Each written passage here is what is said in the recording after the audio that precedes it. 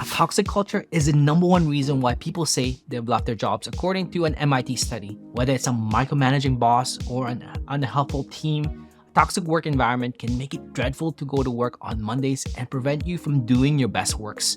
And marketers have it worse. Everyone has an opinion on what the marketing team should be doing, which means people could become overcritical and sometimes abusive to marketers. So how do you avoid working in a toxic environment? One way is to nip it in the bud early by asking smart interview questions. Remember, you're interviewing the company as much as they're interviewing you. That's where Sara Pion comes in. She's worked as a marketing leader at some of the fastest growing tech startups, including Dandy, VoiceFlow, Alice, and Drift.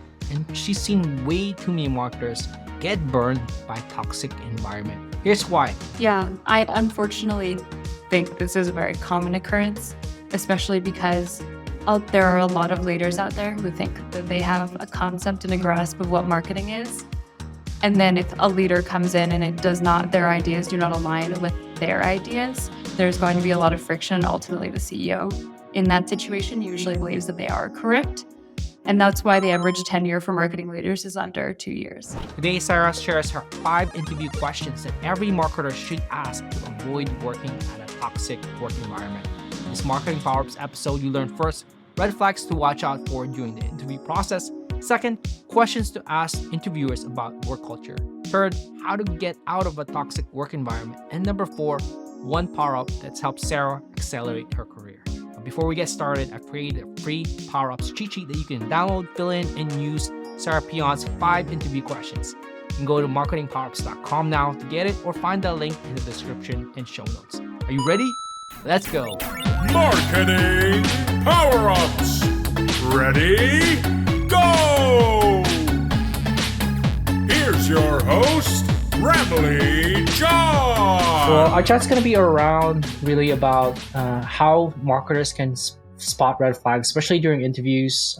Early in my career, I've had situations where I missed that red flag, joined a startup, had a CEO, ended up screaming at everybody in the company, including marketing, and I lasted only 6 months and I left just because I felt like I was, not treated like a human at all. Mm-hmm. And I'm just talking with other marketers. It seems like this is not an isolated incident, like where marketing is treated that way. I'm curious if you heard the same thing with other marketers you've talked to, have similar experience like this. Yeah, I unfortunately think this is a very common occurrence, especially because there are a lot of leaders out there who think that they have a concept and a grasp of what marketing is. And then if a leader comes in and their ideas do not align with their ideas, there's going to be a lot of friction. Ultimately, the CEO in that situation usually believes that they are correct. And that's why the average tenure for marketing leaders is under 2 years. But I think also there's a lot of smoke and mirrors in startups where CEOs will say a lot to get people to join their company, and then kind of true colors are revealed after the fact. And you'll usually know by 3 months in, if not before, like, oh, this isn't the place I thought it was. And I call it the ick, similar to like how people get the ick in dating. Right. Of once you get the ick for the company that you work for, it's really hard to reverse it. It's really hard for the company as a whole to kind of reverse their behavior. And usually you have like maximum a quarter once you get the ick before you head on out. That's exactly what happened to me. 3 months in, I felt the ick. Within 3 months, I essentially left that situation just because, once again, like it was not a good situation to be at. Mental health was definitely damaged with that. I'm curious why you think that it's marketing. It's once again, like, talking to other marketers who've joined startups, this is not an isolated incident. Why is that? It seems like it's, engineering and support is, I'm not entirely sure. I've never worked in that field, but like it seems like it's not as huge of an occurrence as it is with marketers who are taken advantage of more often than not.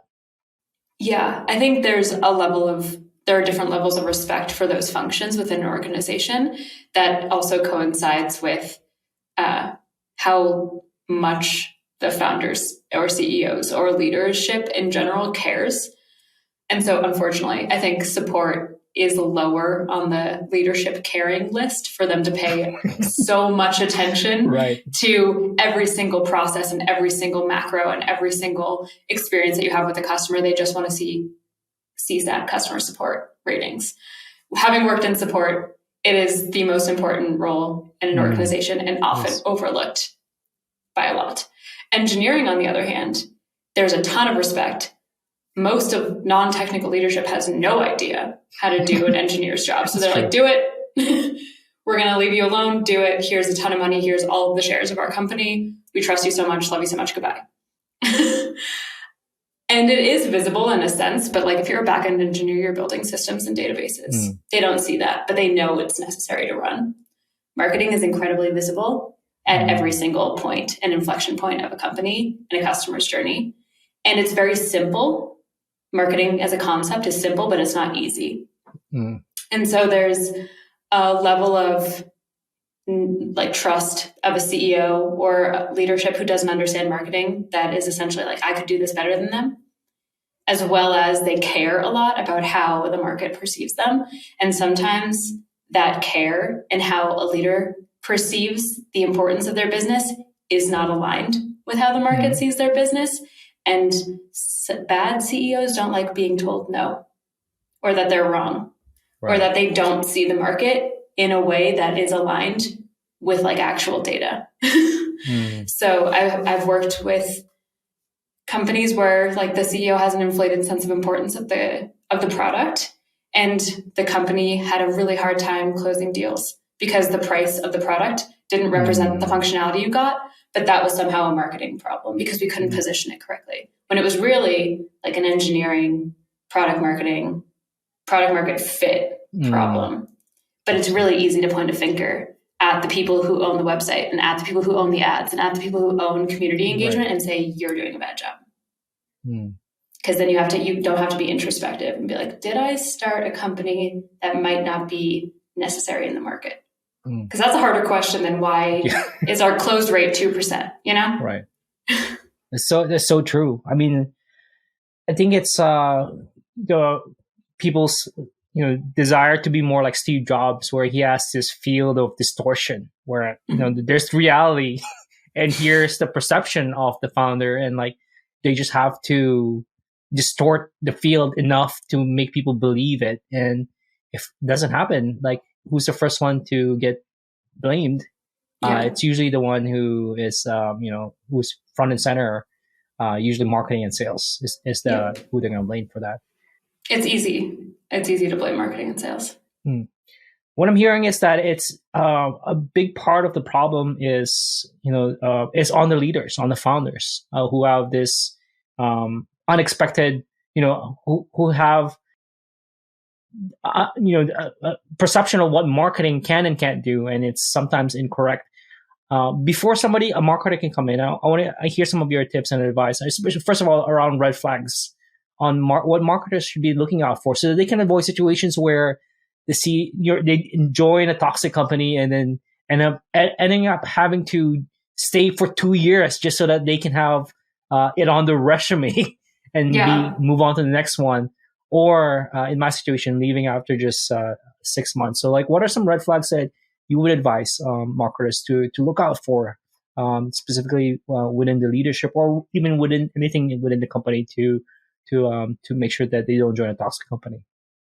Yeah, I would say having worked at really early stage startups before, like post Series A, pre Series B startups, there's a really common occurrence of like technical founders who have career pathing and visions and goals for their engineering and product teams, and simply cannot and will not prioritize that same thing for the marketing team. And you can't necessarily ask like, will you prioritize my career growth? Because people will say yes. But you can ask like, what measurement processes do you have in place today, right now? Not for when I come in, but like right now, this very second, to understand the success of and evolution of this body of work. Because if they have not prioritized looking into marketing and understanding what those goals are, they're going to lean on you to tell them. And then whatever you say that they don't like, they're not going to agree with if they're a toxic CEO. Mm. So they haven't even put the thought in place of how you will be measured and goaled and how they will view your success. And it's going to be up to you to define that. That's going to be an easy way for a CEO to disagree with the way that you've decided to measure the function that you have been given, which is not great. I would also say having a vision for your team that aligns with the state of your team right now. If you are a post-Series A company expecting the output of a Series D company, you are kind of crazy. Like that is just not realistic. And that's a great way for your team to burn themselves out incredibly fast. And you can't say, and again, you can't ask the question of like, hey, are you going to treat us like a post-Series D team? Like yes or no. Right. That's not great. But you can always ask like, who are your company role models and how do you expect your team today to emulate that work? Because if you're expecting the same output from a content team of 10 to a content team of 100, that's not realistic. But if you're expecting X% growth that's aligned with the previous growth of that team when they went from 1 to 10, that's realistic. That's based off of data and not just based off of some arbitrary number in your head that sounds great. And then you get to say it to the board and then you have to hold a marketing team to it. And they're going to look at you like you're speaking tongues. That makes sense. So yeah, you got the first one you mentioned is around like making a career path for marketers. Second is they make sure that their expectation is set for the level of the company. I believe there's a third one that you have shared before. Yes. Trying to figure out if the CEO or a leadership team actually believes in marketing and trusts, and you'll enter the organization with trust. Because a lot of leadership teams are like, yes, we need marketing, but no, not like that. No, not like that either. No, not like that either. That's the wrong kind of marketing. You're doing marketing wrong. You're just like, okay, you do it then. You can ask to get a sense of like how flexible and trusting they are with their employees. Like, can you give me an example of how employee feedback was implemented at a business level? Because if you're open to receiving feedback from any level of employee at the full business level, you'll be okay with me coming in and saying, I cannot promise you pipeline within my first 6 months here. And here are the reasons why. You won't look at me like I should have never hired this person. You'll look at me like I trust that you are the expert in this field and I'm going to take your word for it. That makes a ton of sense. Are there any questions that you would ask around, do they understand marketing? Like just basic, what is marketing? What does marketing mean to you? Yeah, I would say like similar to the first question of like, what are the measurement processes that you put in place? Like how will you measure my success here?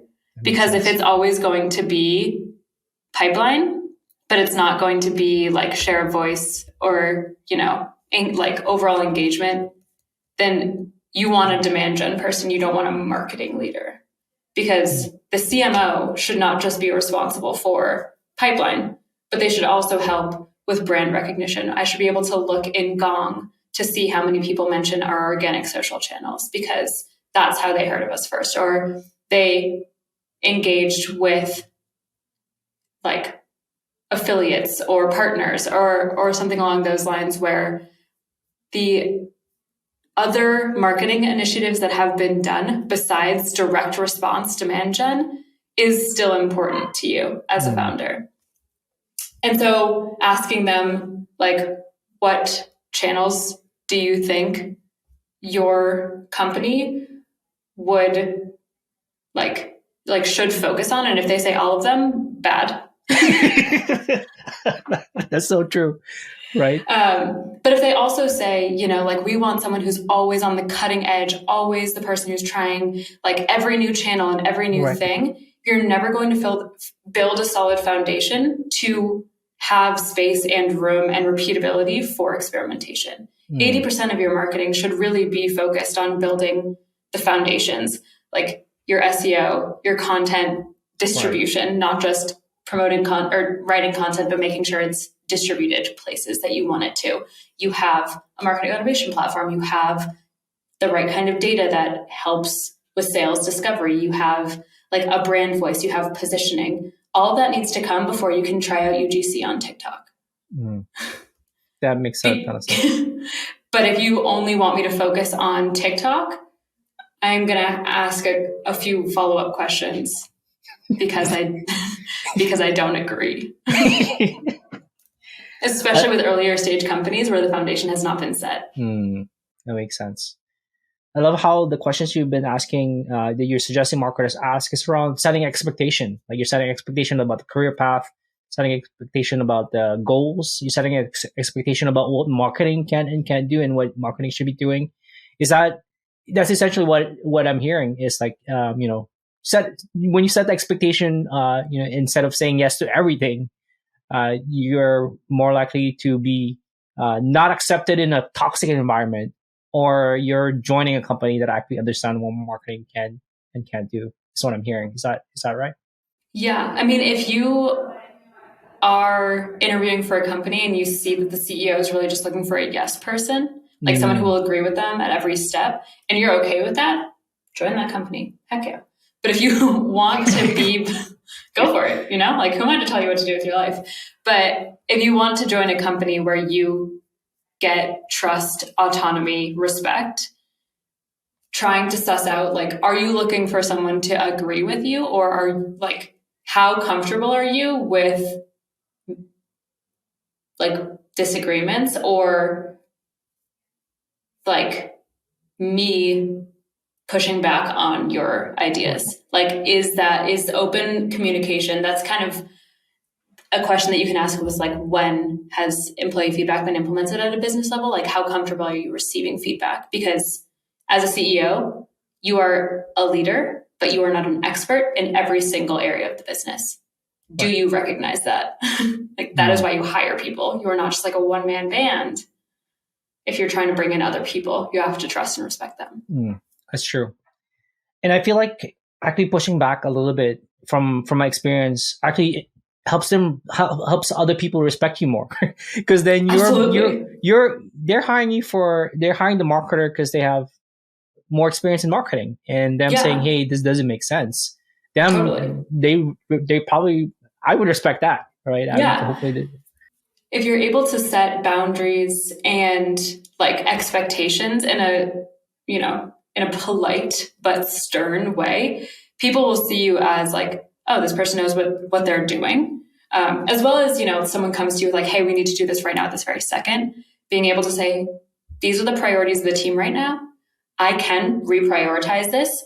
What do you think is most appropriate to get bumped? And then they can see how their request is aligned with what the team is actually working on. And they can see for themselves that, asking for title case versus, sentence case on the headline of a single page may not be most impactful right now at this very second. Like, we'll get to it. We're not going to prioritize it this hour today, maybe next week. But yeah, so like being able to communicate, like, thank you so much for looking out for us. This is what we're working on right now. It actually may be something that is impacted by the work that we're doing down the line. Here's where we're at in terms of status. Does this need to be finished today, tomorrow, next week, this month, etc.? That makes a ton of sense. Before we continue, I want to thank those who made this video possible, 42 Agency. Now, when you're in scale-up mode and you have KPIs to hit, the pressure is on to deliver demos and signups. And it's a lot to handle: demand gen, email sequences, RevOps, and even more. That's where 42 Agency, founded by my good friend Camille Rexton, can help you. They're a strategic partner that's helped B2B SaaS companies like Profitwell, Teamworks, Sprout Social, and HubDoc build a predictable revenue engine. If you're looking for performance experts and creatives to solve your marketing problems at a fraction of the cost of in-house, look no further. Go to 42agency.com to talk to a strategist to learn how you can build a high-efficiency revenue engine now, can find that link in the description below. Let's jump back in. Those are great questions. Do you have any other questions that marketers should be asking, especially in light of what's happening in the tech world with layoffs and stuff like that? What are other questions that people should be asking the company that they're joining so that they're not they don't join a toxic company? Yeah. What's your runway? How much money do you have right now? Good question. If they're unwilling to share, then probably not a lot. But that's absolutely a question that you can ask. You can also ask for, especially in startups, how many shares outstanding do you have right now? And then you can kind of assess that with the latest valuation of the company, and see okay, if I were to get shares, X many shares, I know that they would be worth this much, and that I'm getting this percentage of the company. So you're allowed to ask about things like that. I would say, some other questions.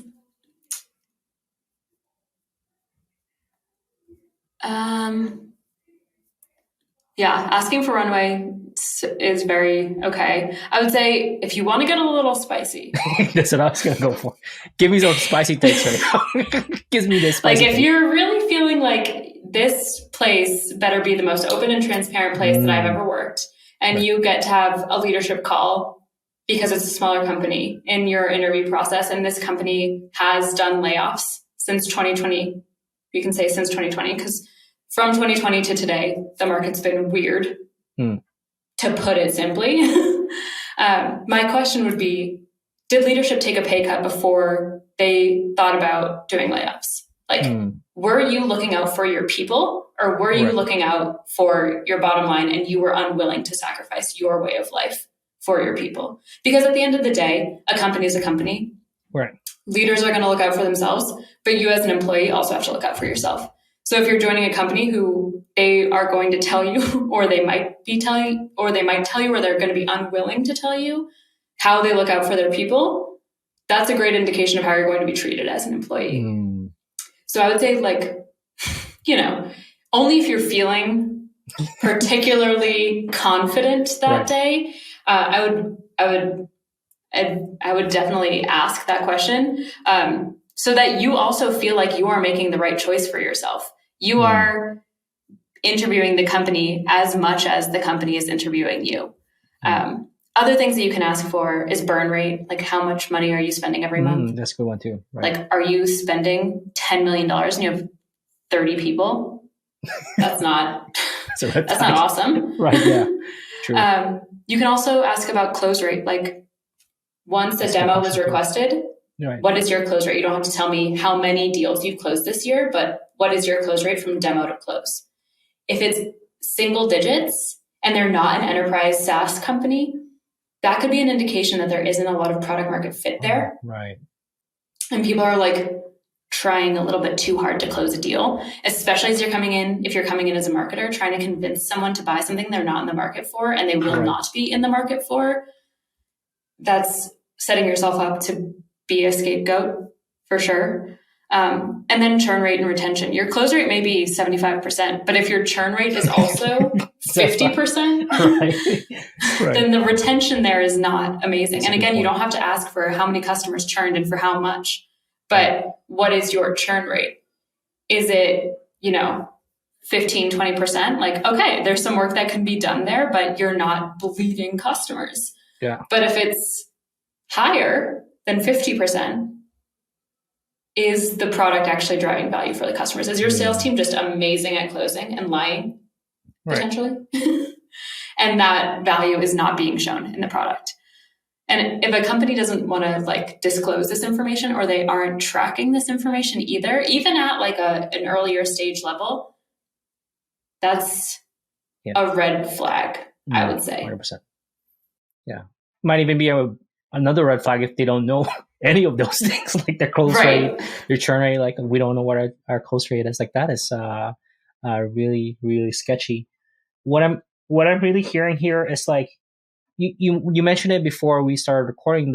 As an employee, as somebody who's being hired, you also have to be a little selfish. Like you have to be watching out for yourself and trying to analyze, hey, if I get hired, like I want to make sure that I'm going to be in this company for many years, not just like, there will be another round of layoffs, like, what's happening in other companies. So I think that's what I'm hearing here is you're breaking down the metrics, the numbers, their run rate, their burn rate, so that you feel a little bit secure about joining that company for sure. Yeah, 100%. A company and HR, this is nothing against my HR friends, but HR is not created to look out for the employees. It's created to look out for the company, like legally, but also success-wise.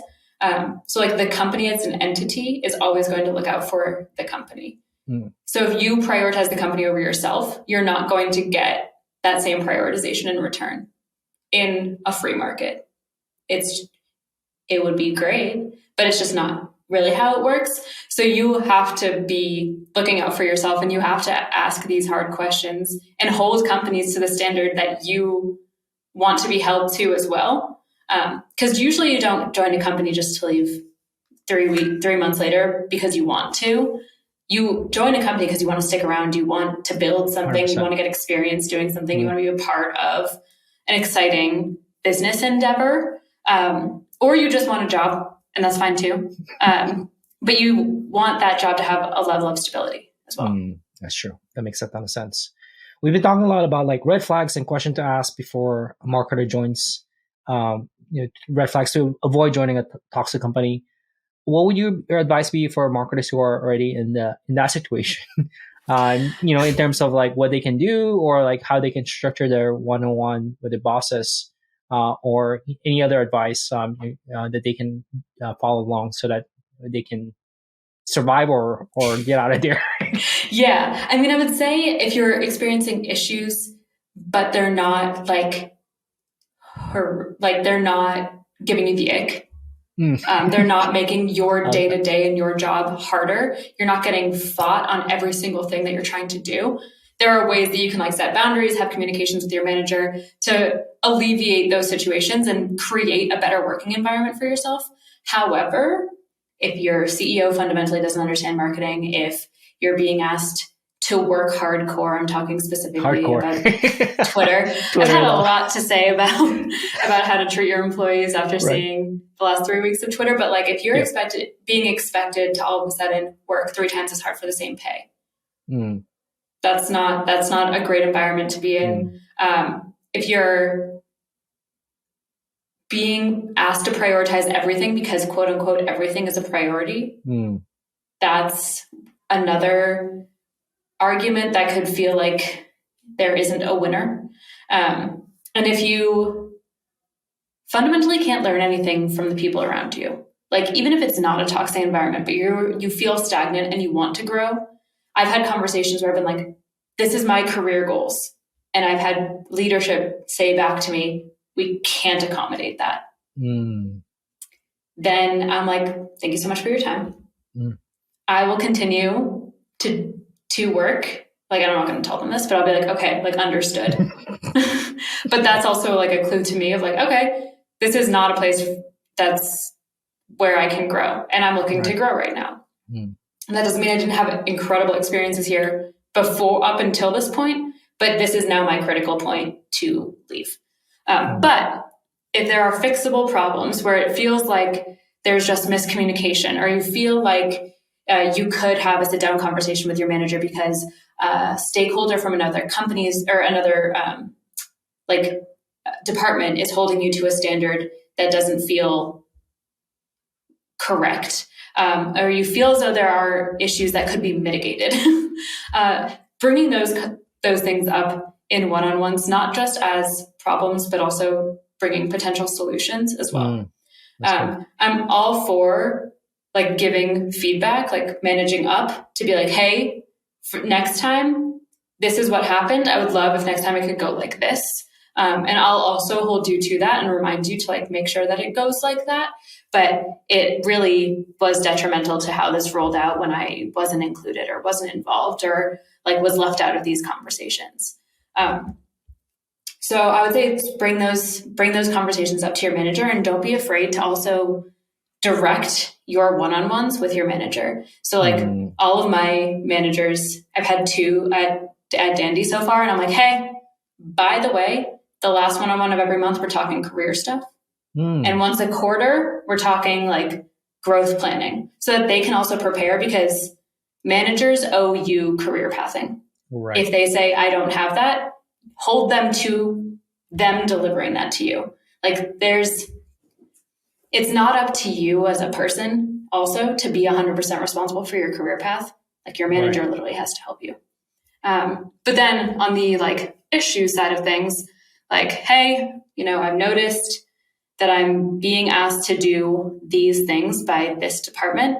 I don't think it's aligned with this. Like, can you have a conversation with their team leader as well to set expectations like throughout the full team? And if your manager is willing to go at bat for you, which a good manager always should, they're going to be like, absolutely no problem. I'm so sorry that people have been coming to you with that. Like, I'll make sure to set expectations the right way. Like, it is your manager's job to kind of like be the filter of what comes down to you and deprioritize things that you should not be prioritizing. That's a sign of a good manager. There aren't as many great managers as we may want, but that's kind of where, when it comes down to you, like managing up of like, this is my expectation. Can you please make sure that this gets done? And then checking in on that in writing, via email, in Asana, in a public channel in Slack, not in DMs. Like making sure that there is like a traceable path to your requests, so that it doesn't come down to like, well, we were talking about it in the DMs and it was a he said, she said kind of situation. Right. But I've set boundaries and expectations for my head of marketing where I'm like, I need this by this date.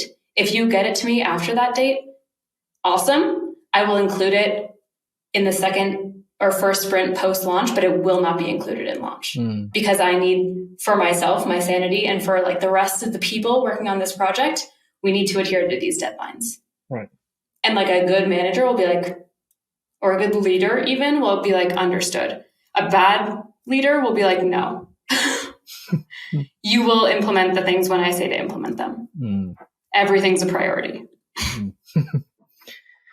I love what I'm hearing around like really you're taking ownership of your growth. You're like asking for what is the career growth within this company. What I've heard is like I want to make sure I get this right because it's so good.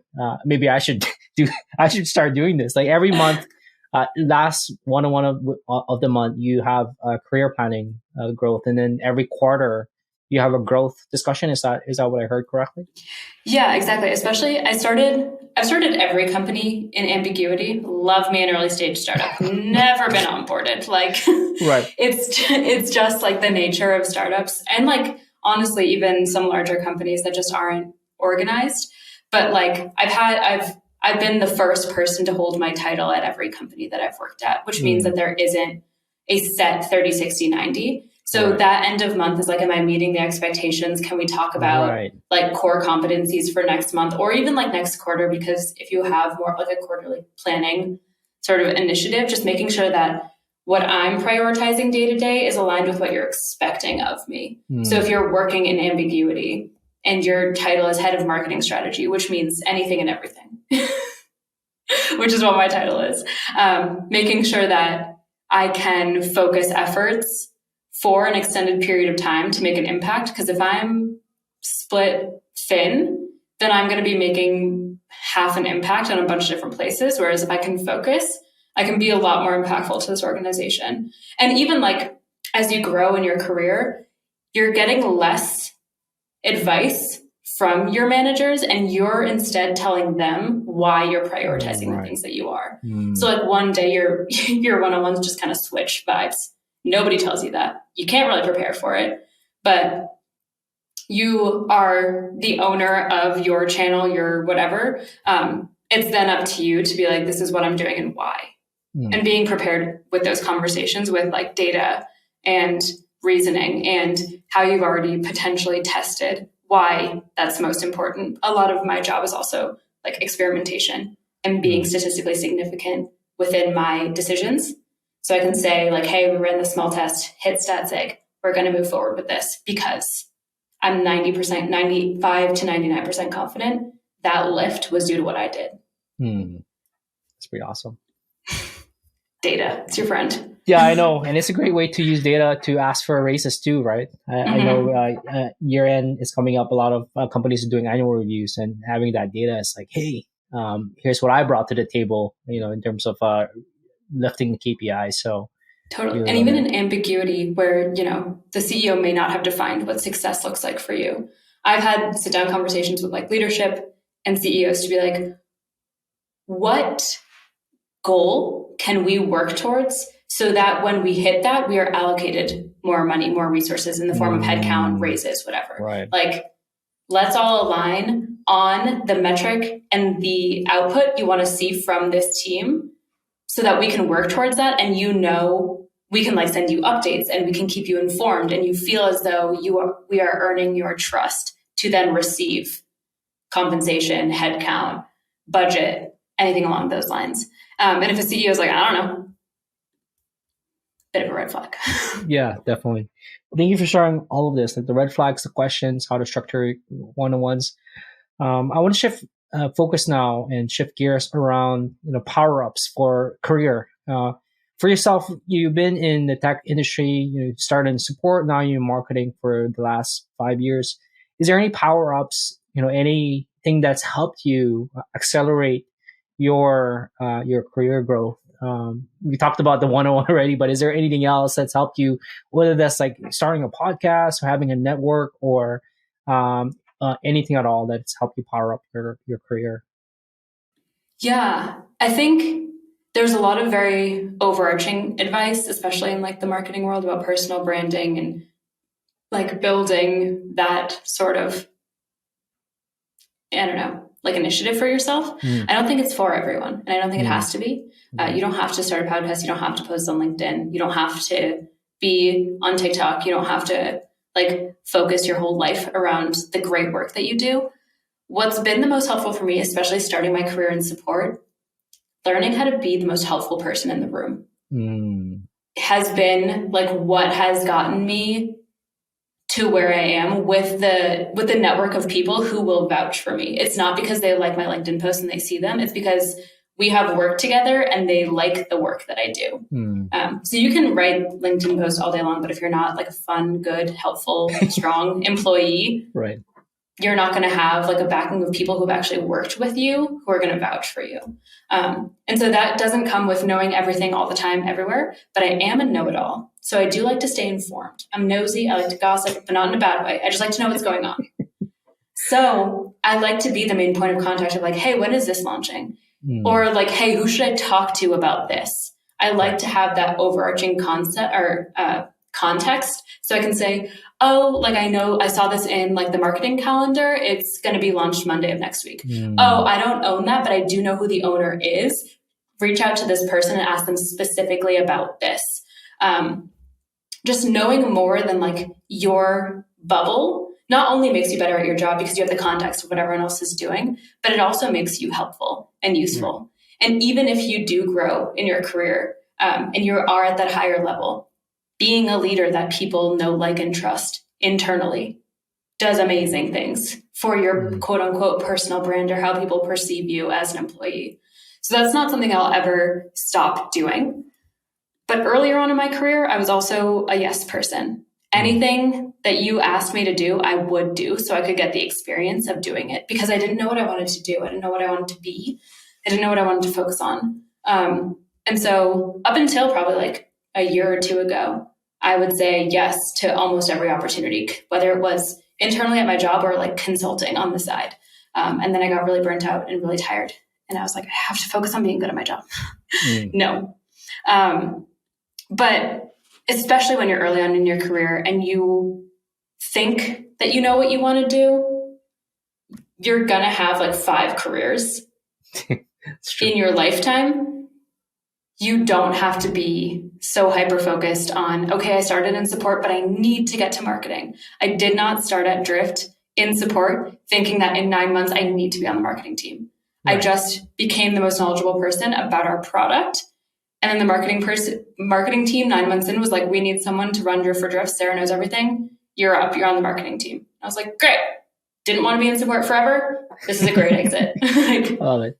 sounds good to me. But Right. having that visibility by being helpful is what keeps you top of mind for those Right. opportunities to expand your day-to-day competencies. I love that. It's be the most helpful person in the room. I love that. I saw this ad once that said, be the smartest marketer in the room. I'm like, that's not always fun. Like, I'm not sure if I want to be in that room, but be the most helpful person in the room just feels so at the core of marketing. I mean, you want to be helpful to customers and you want to be helpful to other people. So thank you. Really thank you for that. In terms of advice for your younger self, if you can give yourself advice, like when you were just joining tech, what would be like 1 or 2 pieces of advice that you would give your younger Sarah, the younger version of you, if you could go back in time and do that? The world's not going to end if you don't respond to a support chat within 2 seconds. What I did in the beginning of my career, which was celebrated at the time, which I think is also a minor red flag, but that was just working at a hyper-growth company, was like being celebrated for being a quote-unquote team player because I was always available all the time.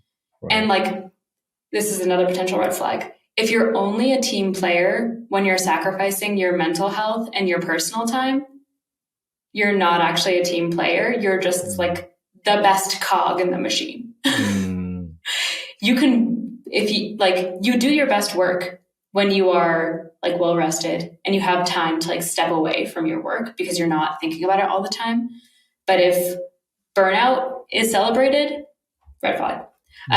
But I would, because support is so transactional and so on all the time, especially with chat, I would be on the train going home, responding to support chats. I would be at home watching TV with my laptop open, answering support chats. I remember talking to someone who was worried about buying Drift. And I was like, well, I'm online with you right now at 10 p.m. helping you out, you know? And she didn't even close. So it wasn't even worth it. Oh no. Shoot, that's good. But like you show up as your best self to work when you give yourself time and space away from work. Like find hobbies that you don't monetize. I love growing vegetables now. So fun. Right. What a blast. Because I can just turn my brain off, water my tomatoes, water my peppers, like and watch it grow. Send pictures. Yeah, send pictures to my parents like they are my children. I'm like, look at my peppers. And like I have time to reset my brain. I hope you learned a thing or two on how to avoid working at a toxic environment. You can follow Sarah on LinkedIn and Twitter to get some of her sweet content. Really love some of her threads and stuff that she posts on LinkedIn. Find those links in the show notes and description. Thanks to Sarah for being on the show. If you enjoyed this episode, you'd love the Marketing Powerups newsletter. I share the actionable takeaways and break down the frameworks of world-class marketers. You can go to marketingpowerups.com to subscribe and you'll instantly unlock the 3 best frameworks that top marketers use to hit their KPIs consistently and wow their colleagues. I want to say thank you to you for listening, and please like and follow Marketing Powerups on YouTube, Apple Podcasts, and Spotify. If you're feeling extra generous, kindly leave a review on Apple Podcasts and Spotify, and leave a comment on YouTube. It goes a long way in others finding out about Marketing Powerups. Thanks to Mary Sullivan for creating the artwork and design, and thank you to Faisal Taigo for editing the intro video. And of course, thank you for listening. That's all for now. Have a powered up day. Marketing Power-Ups. Until the next episode,